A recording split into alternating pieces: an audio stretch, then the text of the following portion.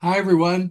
I'm Henry DeVries. Welcome to Agency Rainmaker TV. This is the show where we help agency owners and leaders make it rain to fill that pipeline with right fit prospects. Very honored to have Philip Topham with us today. Philip, tell us, who do you serve? Yeah, thanks for asking. So I serve private companies, closely held family businesses, often multi-generationals, the ones that don't actually have a chief AI officer or anybody on their board that can help them with AI. And that's who I serve. So they can make, and I basically do that so they can get clear, smart, future forward decisions and get through the noise of AI. AI has been described as your drunk uncle who hallucinates, but can be very helpful at times. Philip and I met at UC Irvine. There was a growth summit up there, and we both met that day. And I wanted to get him on the TV show to get the AI discussion going. But what do you do for clients, Philip? Well, just as you said, it's AI is hard to understand. I make it easy for them to understand and understand how it's going to change their business and their business models. And I get them personally over the hurdle of using it so they can make better decisions for themselves, their future, and their legacy that they might be leaving behind. Uh, Today, I have a article coming out in California Business Journal, and it's about how AI is driving the economy right now, not from the results that people are getting from AI. We all hope that's coming later. It's from the building of AI data centers and power grids and all these things that it needs to take place. So definitely top of mind. Um, so tell me, how do you find clients to consult with on this AI topic? Boy, I generally operate in the Private Directors Association. This is a national association that's focused on individuals that are serving private companies, private equity and multi-generation companies. And I lead the AI special interest group so people can learn about me. And then I also write a ton on a Substack about generative AI, what's called craft thinking. And you and I talked about that before. We can go into that Yeah. more if you like. Well, I did want to talk about Substack and because I've heard of people doing a few articles, please share the depth and breadth you've gone to there. Yeah, like everybody, when the OpenAI came on the scene, I thought, wow, this is neat. But I've been an AI person, a CIO in the past, and I thought, oh, it's a hype. And then 100 million downloads later, I thought, this is real. I committed myself a personal challenge. I said, I'm going to write 2 articles a week. I thought, I could do that. And then I said, well, let's make it a stretch. I'm going to use AI. Let's see if we can use AI. I'm going to write 100 articles in 50 weeks. I'm now up to 130 articles. I publish twice a week on Substack, and it's led me to you, where I'm thinking about writing a book, and that's sharing my thoughts, and it's been a fantastic journey. Warren Buffett says, "Don't ask a barber if you need a haircut." So don't ask me if I think you should have a book. I do.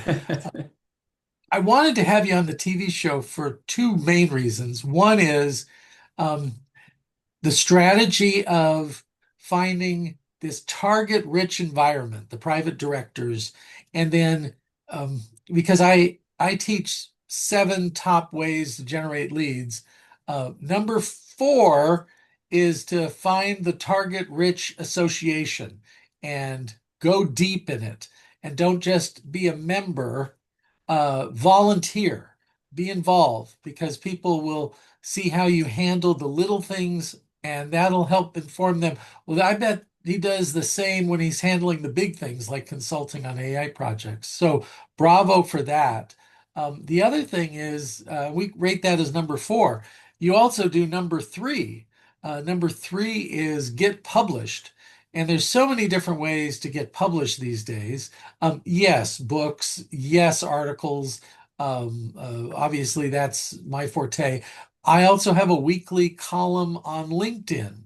And that has generated 2,400 opted-in subscribers. Substack, where I've been hearing about this and people doing that, and I wanted to hear more from you on that. So I think you're doing the right things. I want to hear about your philosophy and message. That's the other thing that I think you're doing right is you need to have a philosophy. You need to have a point of view. You're not just there, as we say, turn it over to the AI robots and let them write regurgitated content every week. It's about this real philosophy that you have. Could you share your AI philosophy? Absolutely. So that we've oftentimes there's a saying out there, our jobs we won't be replaced by AI. We'll be replaced by people that learn how to use AI.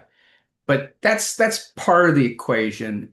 I actually think what makes us human is really irreplaceable. And so how do I get rid of all the drudgery? And so I came up with the craft thinking framework for clearer thinking, using AI as a co-thinker.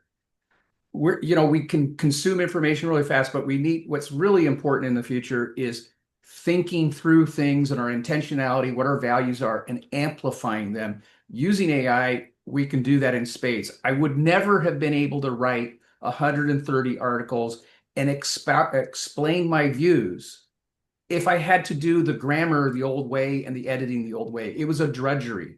AI has freed me up to be a voice. And that's what AI can do for everybody. Whatever your unique gift, it can amplify it. That's so great. Philip, we're almost out of time. Is there anything else you wanted to add before we say goodbye? Certainly, you, you, you, I, you're right. And I also tell people we're so busy. When you're reading a book, read it as fast as you damn well can, Mm. so that you then highlight those things that are really important for you. And then go back and use AI to think about why was that important to me? Why is that important? And how can I get a better business, a better future, whatever it is you're intending to build for your business, your future ever, ask those questions. So use it, learn to use it, embrace it. I think that's great advice. I also listen to books and I'll listen at 1.2 or 1.5 speed, and it's amazing. The brain is equipped to take that in. Probably, I think your comprehension goes up rather than down and you do it rapidly.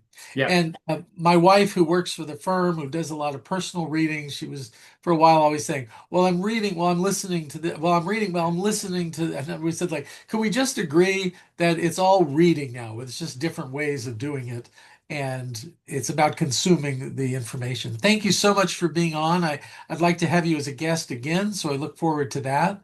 Until next time, everyone, make it rain. Thank you.